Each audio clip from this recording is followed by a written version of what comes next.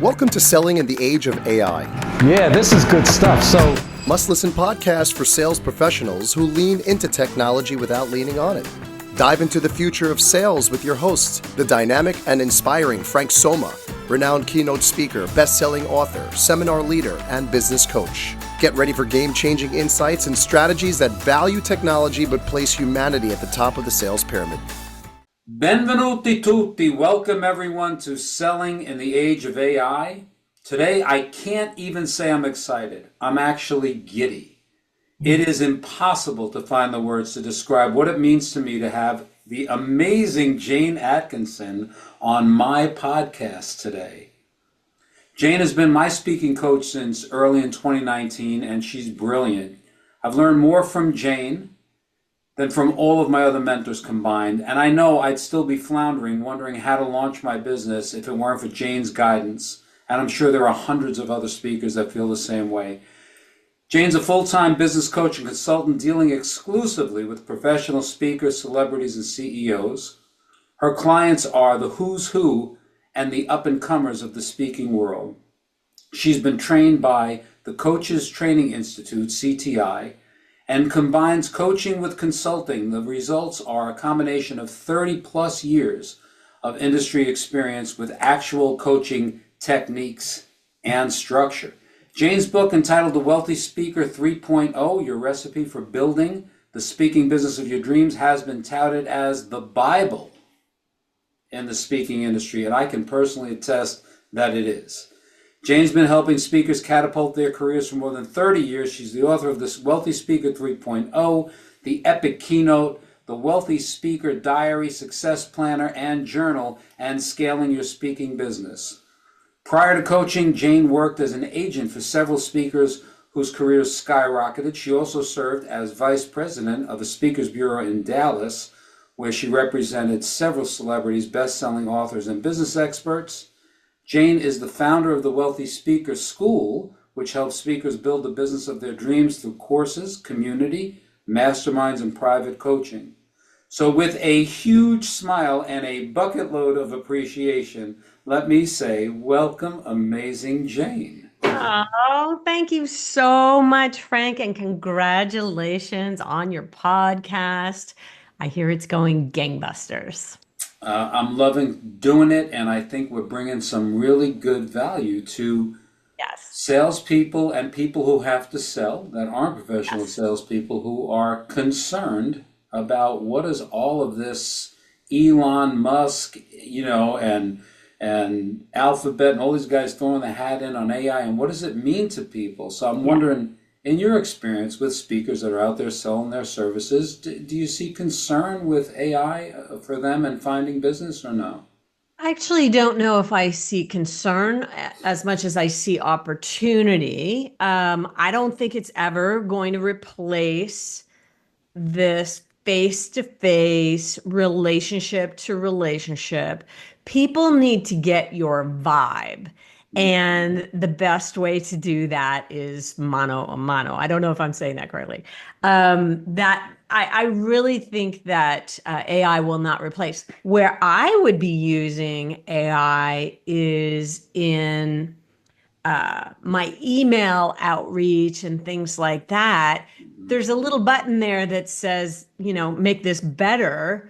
Sure. Okay. Let me see what you got. Let me see if you can make it better. So I think we could use it maybe in our written communications, not in our speeches, of course. That really needs to come, I think, from us. Yeah, I agree. There are things that you can use in your writing, give me a better way to say this phrase. Yes. Things like that. I find that to be pretty useful. But I like that. And prospecting too. So one of the biggest issues with professional speakers, I think, is having to sell your services, because speakers are not always salespeople, and if you haven't got a speakers bureau, out there beating the bushes for you, those folks have to sell, and I think they could use AI to help them along. Have you seen any of that happening? Exactly. Yes. And I think there are people using it to prospect. And I think there are people using it, like we talked about, for the written communications, or maybe even I would need to freshen up my bio on my website. Hey, make this better. And it's been quite impressive, some of the things. So I think, we have this old saying, I think you've heard me say it before, that I learned from one of the multimillionaires that I used to represent as an agent back in the day, Peter Legg, and it was that we don't make decisions steeped in fear. And so that's how I want to feel about AI is I don't want to be fearful of it. I want to see how we can turn it into an opportunity and use it in our favor and not worry that, I mean, when would AI take the place of a human being standing on a stage conveying a message? I don't think that's going to happen. Right. No, I agree, and I know that your expertise is in working with speakers, but generally in the world, sales professionals, where do Hmm. you see their role these days? In light of the idea that I can point and click and buy a Hyundai on Amazon now, Oh, where do salespeople separate themselves, or what do you I, think the go-to is there? well, I think it's going to have to come down to back to your book, relationships, human to human, person to person. Uh, you really, especially on big ticket items. You know, will I really point and click and purchase a car without having sat with somebody in the front seat with me to talk me through some of the features? I'm a bells and whistles girl, so I love a car with lots of bells and whistles. And last time, my the only I own an electric car, and the only maintenance on the car is to rotate the tires once a year. It costs me $100 a year to maintain this vehicle, Frank. That's fantastic. So the guy comes to my house. I pull the car out into the driveway. He's got about ready to rotate the tires, but he sits with me. So this is where, a machine could never do this. He sits with me and he says, "Hey, have you seen this feature? Have you seen this feature?" And he starts showing me things on the screen that was above and beyond something that Right, no robot could have ever done. right. And I really thought that actually helped build the brand. Now, I'm afraid to even say it is a Tesla. I am a little mad that things are not going well for the brand right now, Right. but I think it's a slippery slope. So I'm just going to say that's all I'm going to say about it. But yeah, anyway, it is a really good car, but that guy, the human to human interaction was invaluable to me. And that tipped me over the edge. And I think that's a recurring theme. So coming out of COVID, we have Yes. had a lot of people in isolation and not having the human to human contact. And to the point that the Surgeon General of the US said that loneliness has become an epidemic and equivalent to the health risk of smoking 15 cigarettes a day. Mm-hmm. So Mm-hmm. bridge that to what you're just saying about the human to human experience you had just with this guy coming to rotate the tires and salespeople, strap on your boots and get out there. People are craving it, even when they don't realize it or they think they can do it another way. It's, it's almost like human touch squared now. So We need it. I crave it. And so a lot of speakers come to me through Zoom. That's how we meet. And Sure. if there's somebody local, I get so excited. Yeah. Oh, let's go have a coffee date Yeah. because we can go and actually sit in a Starbucks or wherever and have this face to face. And it feels so much, you bond with those people. You and I have been together in live events. My last live event was Yes. 1 week before the COVID shutdown, by the way. And so we just got it in under the wire and we were together face to face. And don't you feel like we know each other on a Oh, yeah. completely different level 100%. than anybody that you might follow on YouTube or come to seminars with online? It's a very different vibe. And I don't know how to say it any different than that. It's just when you meet with somebody face to face, it has a lot of merit. And so I think all we're encouraging people to do is go back to the basics. Yeah, that's very true. And I can give you evidence of this in a number of different ways. So, going back to you having the last live event under the wire before the world shut down for COVID and we were together in Phoenix, Yes. just at that event, there are two people who I have met and done business with Yes. that we met face to face at that event. And I can tell you Yes. honestly, had we been on a webinar or a group coaching call, it would Mhm. not have happened. I've It never, and would I've not. been on group coaching calls and Yeah. video calls with a number of people, and I have never made the same kind of connection that I made with those folks live in Phoenix that we have repeatedly done business together. Yeah. And it might not have even been in the room. It might have been over at a coffee break Sure. or over dinner at night or sitting at the bar at the end of Mhm. the day in the hotel. Those types of things are so, I really do believe that so much business is done at conferences, gathering at the bar after the day, Oh yeah, yeah. sharing notes of, okay, what did you get? What did I get? What was valuable to you? I just think that there's a ton of business done, certainly between speakers. And I would say that if you're in an industry where you have an opportunity to go and sell at a convention, Hmm. that's where you want to do it. I don't love, tell me what you think Hmm. about booth selling, going and standing at a convention and waiting for people to walk by you. To me, that's torture. And those of you who have to do it for your job, I feel for you. Yeah, Give people a reason to come to your booth. So remember, I talked about Peter Legg, the multimillionaire? yeah. We went and did a great big convention for meeting professionals, and Peter was the opening keynote speaker. So that is number one. The best Mhm. way to get in front of an audience Sure. is on stage in front of them rather than at booth number 232. Absolutely. But they did give us a booth as a part of our agreement. And so what we said to them was, we're going to give you all a free copy of Peter's new book, Hmm. Soar with the Eagles, or something like that. And all you need to do is come to the booth to get it. Well, in order to get their free complimentary copy of the book, he would sign it right there. We asked them for like 4 or 5 Sure. pieces of information. We Hmm. got their phone number, their email address, and how many meetings a year that they planned. So now we've got 100 people in our database who are warm. Number one, they've seen Peter speak. They've seen demonstrated, they've seen a demonstration of his talent, but then we drove them to the booth to get the information, and we asked them for something very specific.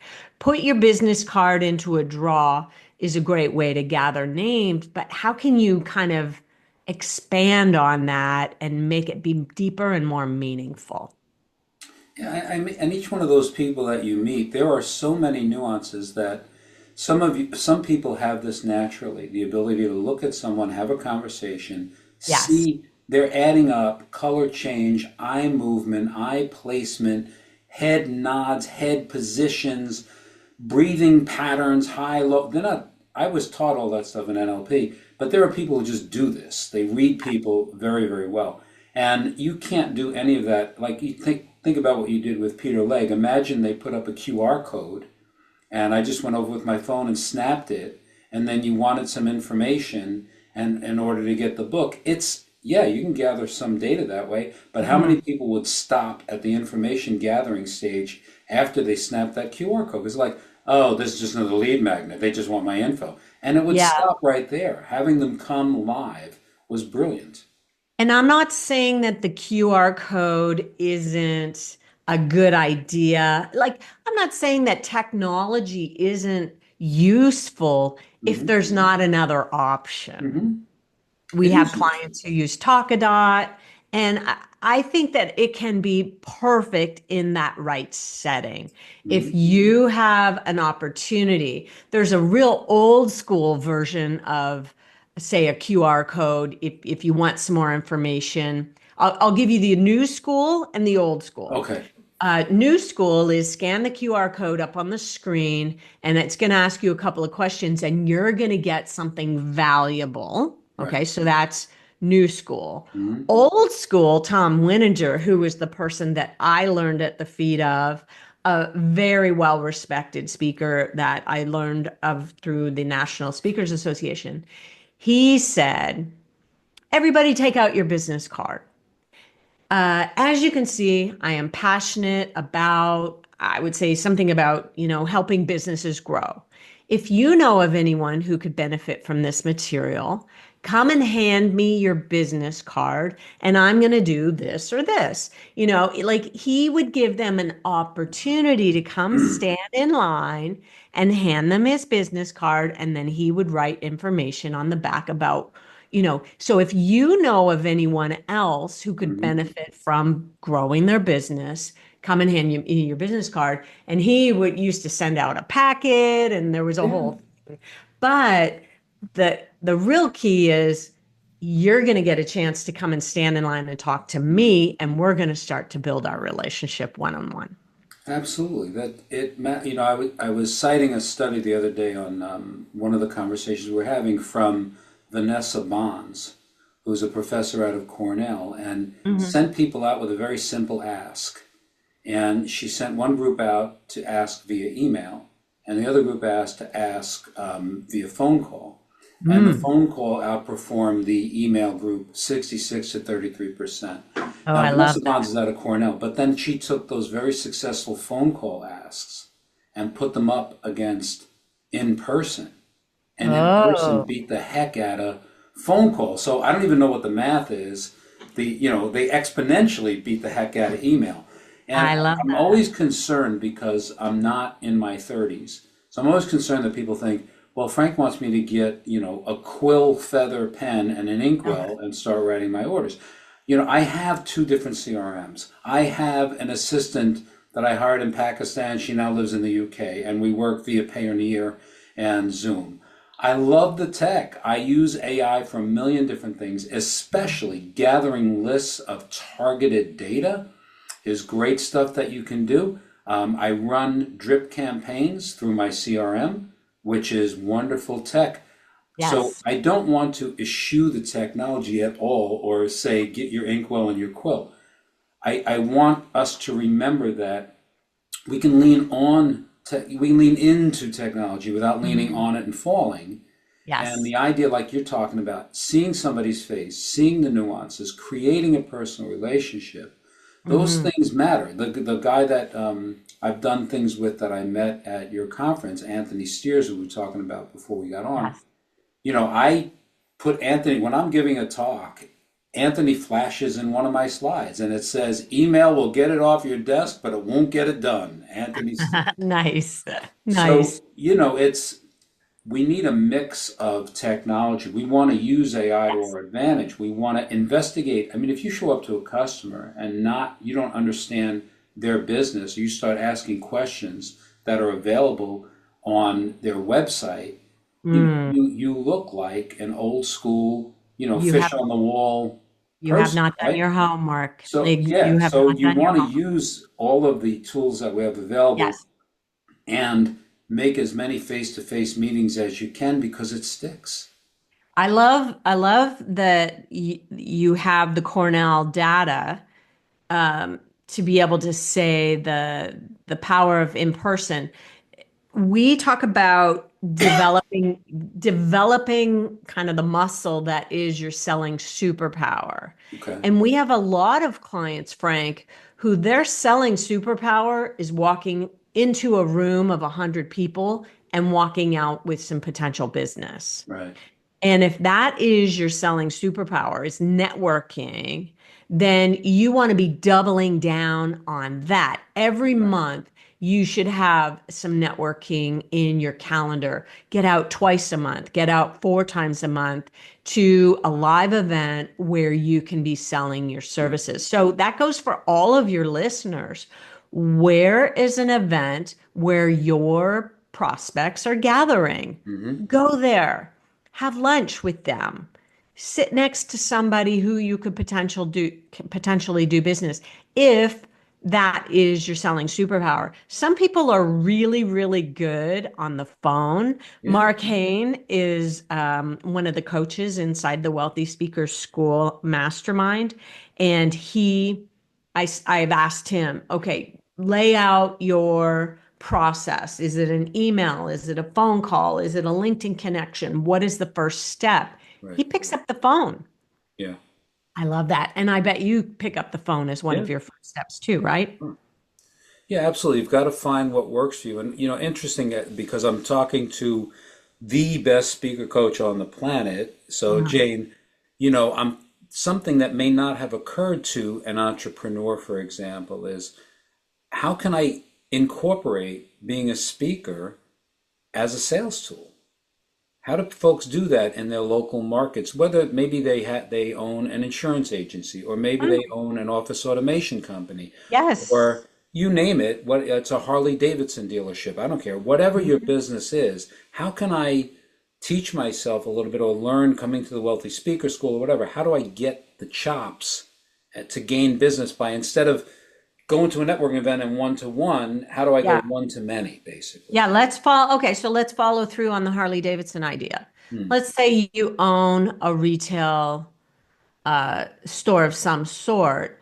How can you invite 100 prospective clients to come into a room with you Hmm. and you can tell them some stories about what their life might look like as a Harley Davidson owner Right. and how you can pull them into the Harley Davidson community. Hmm.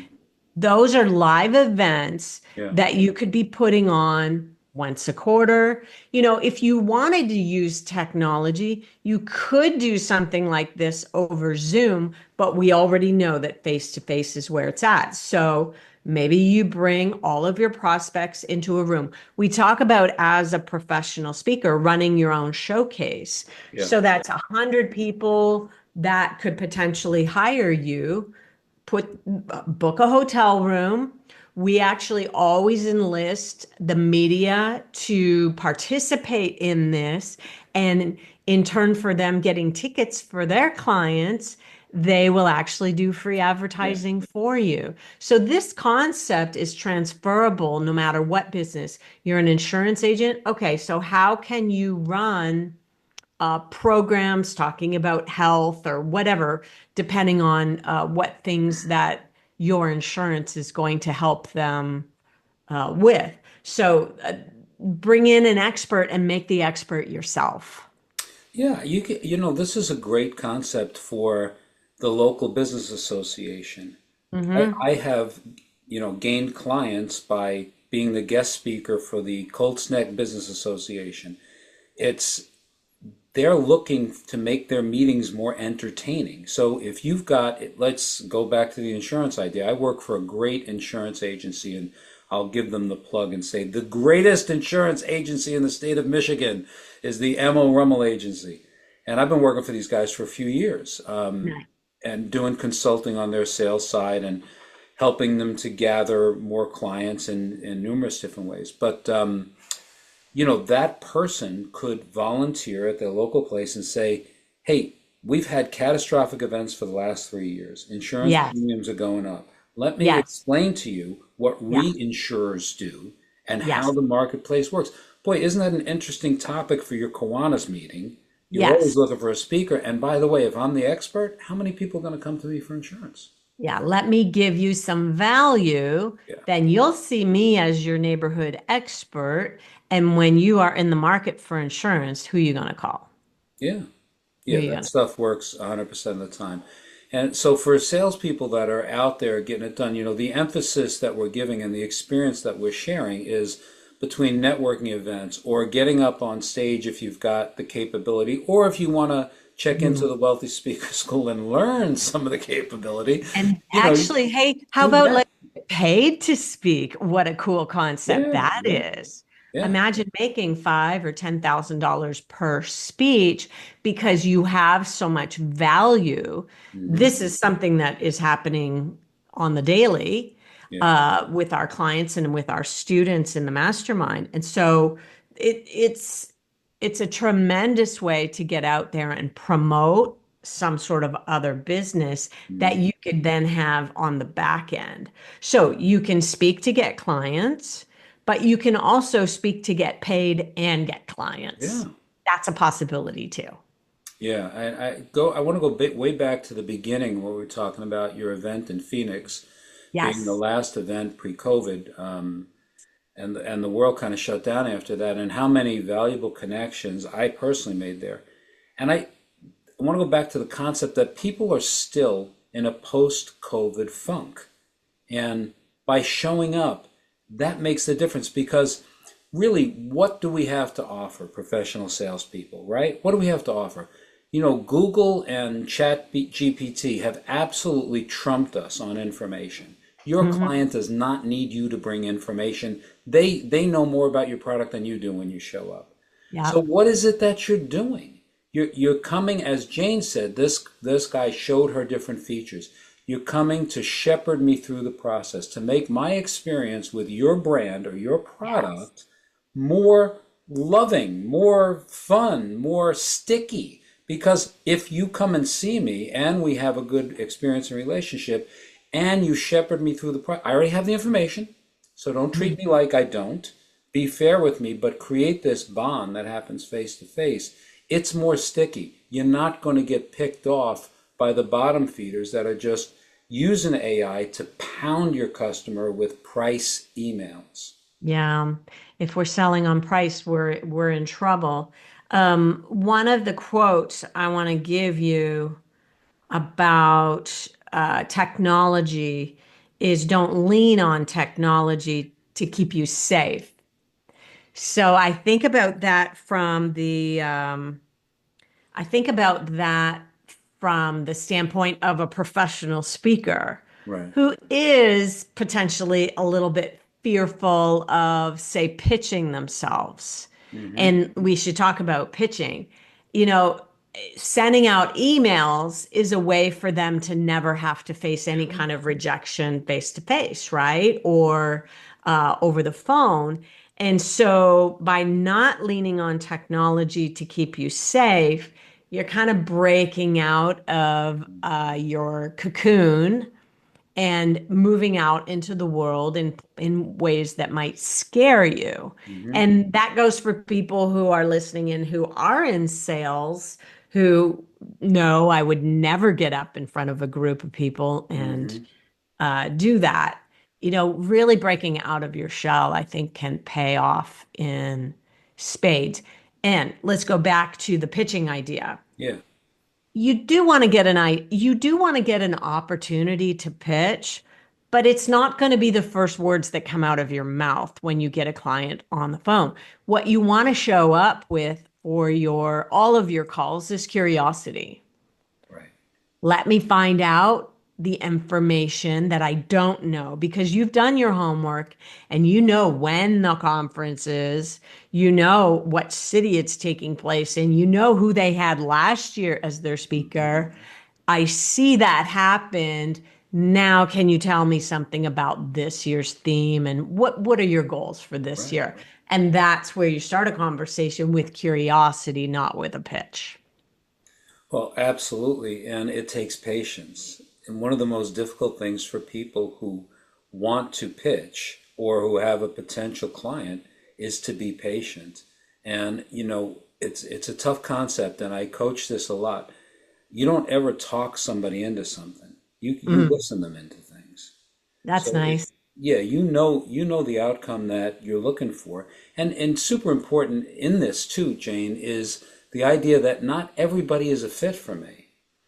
And Hmm. the ability to be able to separate those and understand this is not a real good fit for me comes from having, as a salesperson, I've got to have a big pipeline. If I've got enough stuff working, then I don't have to desperately try to put this square peg in a round hole. Now I can have a relaxed conversation. I can ask you questions. And if it is a fit, we will arrive there together. Yes, beautiful. Because it's not, you don't want to put yourself in a position to be standing in front of a group of people who aren't the right fit for you. That will not serve you. That will not serve the client. Right. And so it's not about getting the sale, it's about making a match. Right.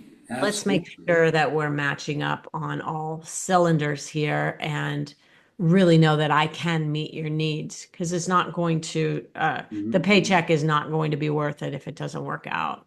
And Frank, can I just say what Mhm. an absolute thrill it has been to watch your journey Oh boy. into the professional speaking world and to see the relationships that you've built along the way, to see you thrive, to see you getting out on stage after stage, Mhm. and the kudos that come back to you afterwards because you put so much of your heart into it. It's just been a beautiful thing to watch.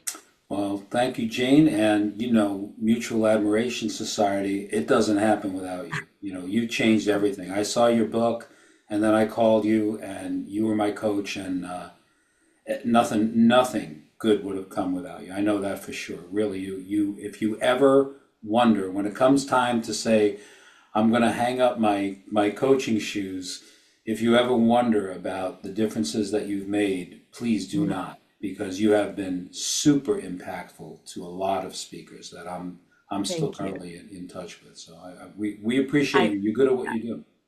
Thank you. I appreciate that very much. And it's always been an absolute pleasure to hop on any call or see you in person. We've even had people at our live events actually get married through Yeah, they met and they fell yeah. in love and they got married through our live events. So we built some pretty strong relationships over the years. And Try that other, via email.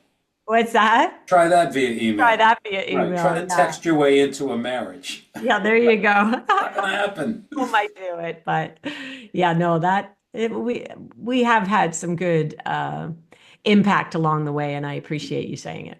Yeah, I think so. And so just the last moment as we wrap up our talk today is remembering, Jane and I were there the last live event, and we can both extract from that the wonderful connections that were made. And going forward, I want to tell you, as a salesperson, as a CEO, as a speaker, anyone that's got to go out there and ask people to bring them in and sell their services, people are starving for that now. We are still in a post-COVID funk. We still are craving human to human contact. So, Yeah. be the pioneer and be the one that says, hey, let's grab a coffee together, even though it's easier to do a phone call or a Zoom, and Yes. trust Jane and me that it's going to pay dividends for you. Yes, you can do a lot more in a day, but I think it's worth it. It will pay off for you. And we're just talking about going back to some of the basics that have worked for Sure. many, many years. Yeah. All right. Well, thank you, amazing Jane. And if you all listening like what you're hearing, hit the subscribe button so that you can stay with us. Give us a 5-star rating because that stuff, fuels how much the podcast gets put out there to people. We're all talking about those algorithms, so help us with ours. And Jane, I can't thank you enough for being a Mm. part of this with me. Appreciate you, Frank. Good luck with the And podcast. before we finish, just one last thing. Is there anything, we'll put, your book, The Wealthy Speakers, all that'll be in the show notes. But if Yes. there's anything that you want to alert anyone to, a particular title that you want them to look up or anything. Well, the best starting place for me is the book called The Wealthy Speaker 3.0. You can get it on Amazon. And that is a really good starting place for anybody. And my website is called speakerlauncher.com. Okay. And you have launched me. Thank you, Jane. Thank you. Ready to take your sales team or event to the next level? Visit franksomma.com to discover how Frank can coach your top performers, deliver a tailored workshop for your team, or captivate your audience with a content-packed keynote at your next event. Frank's best-selling book, B2B is really P2P, is now available on Amazon and Frank's website. Here's a special offer. As a valued listener, mention this podcast when you contact Frank and receive a 10% discount on your first coaching session, keynote, or workshop booking. that's a wrap. Thanks so much for tuning into this episode of Selling in the Age of AI. Be sure to check out the show notes for links to all of the topics we discussed, and of course, to connect with our amazing guests. I have to shout out big love to my production team, Neeks, Angelo, Nico of Digital Presence. You guys rock. If you want your digital presence to explode, check these guys out at digitalpresence.team. And until next time, remember, people can't point and click you. Be the difference maker for your prospects and clients.